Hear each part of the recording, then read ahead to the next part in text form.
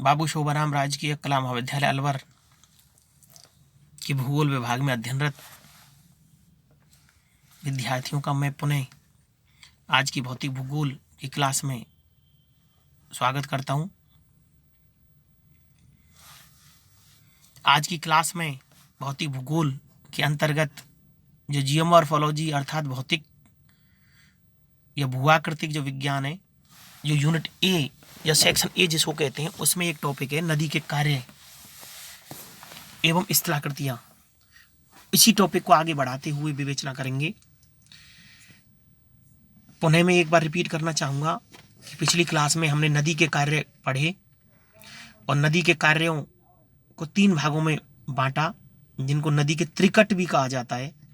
Number 1 अपरदनात्मक कार्य, number 2 परिवहन कार्य और नंबर 3 निक्षेपात्मक कार्य। नदी का अपरदनात्मक कार्य एवं उससे बनने वाली स्थलाकृतियों की हम विवेचना कर चुके हैं। नदी का परिवहन कार्य, इसको हम पढ़ चुके हैं। और आज की क्लास में जो नदी के त्रिकट होते हैं या नदी के जो कार्य हैं, उसमें तीसरा जो कार्य होता है उसके बारे में विवेचना करेंगे और उससे कौन कौन सी स्थलाकृतियों का निर्माण होता है इसके बारे में पढ़ेंगे। तो तीसरा जो कार्य है नदी का निक्षेपात्मक कार्य। जैसा कि हम जानते हैं कि नदी अपनी अपर्दन शक्ति के द्वारा या अपर्दनात्मक कार्य के द्वारा अपने मार्ग में पड़ने वाली चट्टानों को तोड़ करके, घिस करके, रगड़ करके और उसकी जो अवसाद होते हैं उसको परिवहन करके एक स्थान से दूसरे स्थान पर ले जाती है। तो यहाँ तक नदी के 2 कार्य संपादित होते हैं या 2 कार्य हो जाते हैं। नदी का अपर्दन कार्य पहला और नंबर 2 परिवहन कार्य। जब ढोकर के नदी अवसादों को ले जा रही है, ये कौन सा कार्य हुआ? परिवहन कार्य। तो आप देखिए, जब नदी बह करके जाएगी तो कहीं पर भी आगे जा करके जब उसकी गति या उसका वेग जब कम होगा, उसके ढाल में जब चेंज आएगा, तो अपने साथ जो अवसाद सामग्री को लेके जा रही है उसको वो जमा करेगी, कहीं पर निक्षेपित करेगी। तो यही कार्य नदी का निक्षेपात्मक कार्य कहलाता है। यदि नदी का अपरदनात्मक कार्य विनाशकारी होता है तो निक्षेपात्मक कार्य रचनात्मक होता है। निक्षेपात्मक कार्य द्वारा नदी मलबा को विभिन्न रूपों में जमा करके विभिन्न स्थल रूपों की रचना करती है। कि जैसे नदी आपके बह करके आई, पहाड़ी क्षेत्रों से निकल करके आई, अपने साथ चट्टानों को तोड़ करके, रगड़ करके, बहा करके ला रही है, अर्थात परिवहन कर रही है उस मलबे का, और आगे जा करके समुद्र में गिरने से पहले या झील में गिरने से पहले उस अवसाद सामग्री को जमा करती है, निक्षेपित करती है। यही कार्य उसका निक्षेपात्मक कार्य कहलाता है। अब जो निक्षेप कार्य जो होता है, निक्षेपण जो होता है अवसादों का, उसके क्या क्या कारण है? देखिए निक्षेप के क्या क्या कारण है। नंबर 1 है नदी के वेग में कमी। जब नदी देखिए पहाड़ी क्षेत्रों में स्पीड में आती है, लेकिन जब समुद्र में गिरती है तो उसका ढाल निरंतर कम होता जाता है और उसका वेग कम हो जाता है, और वो आगे जा करके जब वेग कम हो जाता है तो सागर में पहुंचने से पहले ही अपनी सामग्री को, अपने अवसादों को जमा करने लगती है। तो पहला हुआ नदी के वेग में कमी। नंबर 2 नदी के जल में अधिक विस्तार। नदी चौड़ करके बहती है, विशाल रूप में या विशाल आकार में चलती है, तो नदी के जल में अधिक विस्तार होता है। नंबर 3 नदी के मार्ग में अवरोध। जब कोई अवरोध आ जाता है और नदी अवसादों को आगे ले जाने में असमर्थ होती है तो इसकी वजह से भी नदी के अवसादों का जमाव होने लगता है। और नंबर 4 है नदी के बोझ में वृद्धि। अब आपकी जब शुरुआत नदी की होती है, जिसको उद्गम स्थल कहते हैं, वहां से ला करके और मुहाने तक उसके नदी के बोझ में वृद्धि हो जाती है, जिसको ढोने में, आगे ले जाने में वो असमर्थ होती है और अवसादों का जमाव करने लगती है। अब यहां पर हम इंपॉर्टेंट चीज देखेंगे, निक्षेपात्मक स्थल रूप। कि जब नदी आपके अवसादों को जमा करती है, निक्षेपित करती है, तो विभिन्न रचनात्मक स्थल रूपों का निर्माण होता है, जिन्हें निक्षेपात्मक स्थल रूप कहते हैं। यहां पर प्रमुख जो स्थल रूप है उसमें नंबर 1 है जलोढ़ पंख, नंबर 2 जलोढ़ शंकु, नंबर 3 बालू का पुलिन, नंबर 4 प्राकृतिक तटबंध, नंबर 5 बाढ़ का मैदान, और नंबर 6 पर जो आता है वो वेरी इंपॉर्टेंट स्थल रूप है डेल्टा। जितनी भी बड़ी नदियां हैं, चाहे गंगा हो, सिंधु हो, ब्रह्मपुत्र हो, नील हो, ये सभी अंत में क्या बनाती हैं? डेल्टा का निर्माण करती हैं, जो कृषि की दृष्टि से, कृषि उत्पादन की दृष्टि से विश्व में काफी महत्वपूर्ण और मशहूर क्षेत्र हैं। नंबर 1 है जलोढ़ पंख। अब देखिए जलोढ़ पंख नदी जब पहली बार पहाड़ों से उतर करके मैदान में आती है, जब गंगा की हम बात करें तो हरिद्वार में सबसे पहले नदी मैदान में आती है। तो जब वो पहाड़ों से नीचे उतर करके आती है तो अपने साथ जो कंकड़ पत्थर मलबा जो आता है उसका जमाव कर देती है, छोटे छोटे कंकड़ पत्थरों को जमाव कर देती है, जिनका ढाल जलोढ़ शंकु की तुलना में सामान्यतः मंद होता है। ये जलोढ़ पंख कहलाता है। इसी प्रकार से नंबर 2 जलोढ़ शंकु। अब देखिए यहां पर जो जलोढ़ शंकु है वो जलोढ़ पंख का ही रूप है, या जलोढ़ शंकु और जलोढ़ पंखों की बनने की प्रक्रिया सब कुछ एक है, लेकिन थोड़ा सा अंतर है कि जलोढ़ पंख की तुलना में जलोढ़ शंकु के अंतर्गत जो चट्टानी टुकड़े होते हैं वो मोटे होते हैं, जिससे जो जमाव होता है अवसादों का वो तीव्र ढालनुमा होता है। इसको जलोढ़ शंकु कहते हैं। तो जलोढ़ पंख, जलोढ़ शंकु। नंबर 3 है बालू का पुलिन। बालू का पुलिन, बालू का पुलिन सैंड बैंक बनाती है। जब नदी आपके बहती है तो साइडों में आपके बैंक बना देती है, जिसको बालू का पुलिन कहते हैं। और उसी का विस्तृत रूप आगे अपन देखेंगे प्राकृतिक तटबंध। प्राकृतिक तटबंध फैलने से पहले एक चीज और बताना चाहूंगा, जलोढ़ पंख और जलोढ़ शंकु मिलकर के गिरपदीय मैदान का निर्माण करते हैं।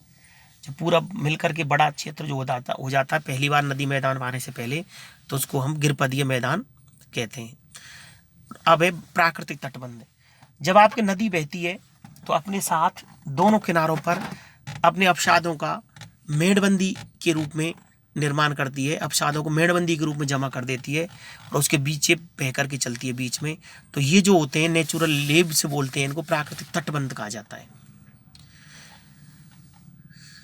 जैसे आपके कोशी नदी है, दामोदर नदी है, ये सभी प्राकृतिक तटबंध बनाती हैं। नंबर 5 है बाढ़ का मैदान। जब कभी वर्षा ऋतु में कई बार नदी में जल की मात्रा बढ़ जाती है, नदी में जल की मात्रा बढ़ जाती है तो ये प्राकृतिक तटबंध टूट जाते हैं, जिसकी वजह से नदी के जो अवसाद होते हैं वो दोनों तरफ का जो इलाका होता है उसमें विस्तृत रूप में बाढ़ का पानी फैल जाता है और इससे बाढ़ के मैदान का निर्माण होता है। तो प्राकृतिक तटबंध टूटने से बाढ़ के मैदान का निर्माण होता है। फ्लड प्लेन्स कहा जाता है, जैसे बिहार, बंगाल, पूर्वी यूपी, असम, ये बाढ़ के मैदानों के क्षेत्र हैं। वर्ष में वर्षा ऋतु में हर साल यहाँ पर बाढ़ आती है। और नंबर अगली जो संरचना है डेल्टा। डेल्टा सबसे इंपॉर्टेंट संरचना है जो नदी के निक्षेपात्मक कार्य से बनती है। नदी जब बह करके जाती है तो लास्ट में समुद्र में गिरने से पहले उसका ढाल बहुत मंद हो जाता है और अपने अवसादों को अर्धचंद्राकार रूप में जमा कर देती है, जिससे जैसे स्थलाकृति का निर्माण होता है उसे डेल्टा कहते हैं। विश्व की जितनी भी नदी हैं वो प्रसिद्ध जो नदी हैं वो डेल्टा बनाती हैं, जैसे भारत की गंगा, ब्रह्मपुत्र, सिंधु जो पाकिस्तान में डेल्टा बनाती है, चीन की हंगू नदी, उसी प्रकार से दक्षिणी भारत की प्रायद्वीपीय नदियाँ हैं, महानदी, कृष्णा, गोदावरी, कावेरी, विश्व में नील नदी, ये प्रमुख नदियां हैं जो डेल्टा का निर्माण करती हैं। और डेल्टा कृषि की दृष्टि से काफ़ी महत्वपूर्ण माने जाते हैं, कृषि की दृष्टि से काफ़ी महत्वपूर्ण होते हैं। भारत की अगर हम बात करें तो भारत की जो पूर्वी जो प्रायद्वीपीय पठार है उसमें जो बंगाल की खाड़ी में जो नदी गिरती है वो डेल्टा बनाती हैं, जबकि पश्चिम में अरब सागर में गिरने वाली नदियाँ डेल्टा नहीं बनाती हैं। उसके अनेक कारण हैं डेल्टा नहीं बनाने के, जैसे नदियों का वेग बहुत ज़्यादा है, नदी पठारों से आती हैं, इस वजह से अपने साथ अवसाद ज़्यादा नहीं ला पाती। उसी प्रकार से नदी जहाँ पर समुद्र में गिरती है वहाँ पर ज्वार भाटा या ज्वारी तरंगें तीव्रवती होती हैं, जिससे अवसादों को जमाव एक जगह नहीं हो पाता। तो अनेक कारणों की वजह से जो प्रायद्वीपीय भारत की जो पूर्व की ओर जो नदी बहती हैं बंगाल की खाड़ी में वो डेल्टा बनाती हैं, जबकि पश्चिम की नर्मदा, ताप्ती और अनेक जो छोटी छोटी नदियां हैं वो डेल्टा ने बना करके एस्चुरी का निर्माण करती हैं। तो ये समस्त जो स्थला करती हैं वो जलोढ़ पंख, जलोढ़ शंकु, बालू का पुलिन, प्राकृतिक तटबंध, बाढ़ का मैदान, डेल्टा, ये सभी नदी के द्वारा बनने वाली निक्षेपात्मक स्थला करती हैं। अब यहाँ पर एक प्रश्न लिखिए आप, निम्न में से कौन सी स्थलाकृति नदी के निक्षेपात्मक स्थल रूप में सम्मिलित नहीं की जा सकती। निम्न में से कौन सी स्थलाकृति नदी के निक्षेपात्मक स्थल रूप में सम्मिलित नहीं की जाती? जलोढ़ पंख, प्राकृतिक तटबंध, डेल्टा, वी आकार की घाटी। एक और लिखिए अगला प्रश्न, निम्न में से भारत की कौन सी नदी डेल्टा ने बना करके एस्चुरी का निर्माण करती है? Option A Ganga, option B Brahmaputra, option C Godavari और ऑप्शन डी नर्मदा। एक निबंधात्मक प्रश्न लिखिए,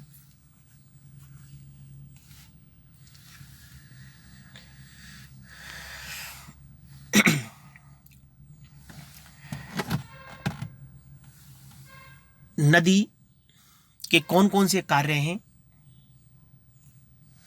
तथा नदी के निक्षेपात्मक कार्य द्वारा निर्मित प्रमुख स्थल रूपों की विवेचना कीजिए।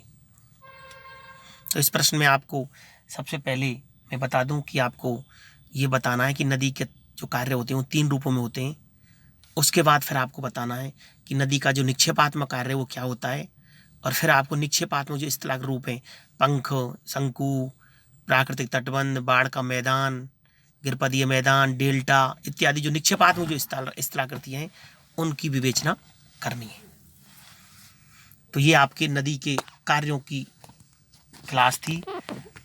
हमने पढ़ा नदी 3 रूपों में कार्य करती है, जैसे नदी के त्रिकट कहते हैं, नदी का परवेन कार्य, नदी का अपरदनात्मक कार्य और नदी का निक्षेपात्मक कार्य। अब नदी के अपरदनात्मक कार्य और निक्षेपात्मक कार्य से नदी विभिन्न स्थल रूपों का निर्माण करती है, वो भी हमने क्लास में विवेचना की। तो आज की क्लास में इतना ही बस। Thank you so much.